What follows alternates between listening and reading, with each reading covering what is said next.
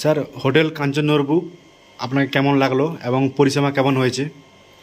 Hotel কাঞ্চননবুর ব্যাপারে আমার বলতে গেলে একটু বেশি বলতে হবে, কারণ এখানে আমি দুবার এসে থেকেছি এবং দুবারে থেকে আমার খুব ভালো লেগেছে এনাদের সার্ভিস এবং এনাদের হোটেলের রুম ক্যাপাসিটি এবং এনাদের বিহেভিয়ার স্টাফদের।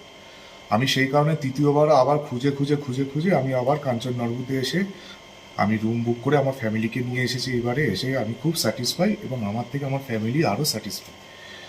তারা ভাবছে যে আমি আমার নিজের ঘরের মতো ব্যবস্থা, খাওয়া দাওয়া এবং ঘরের মতো অবস্থাতেই রয়েছি।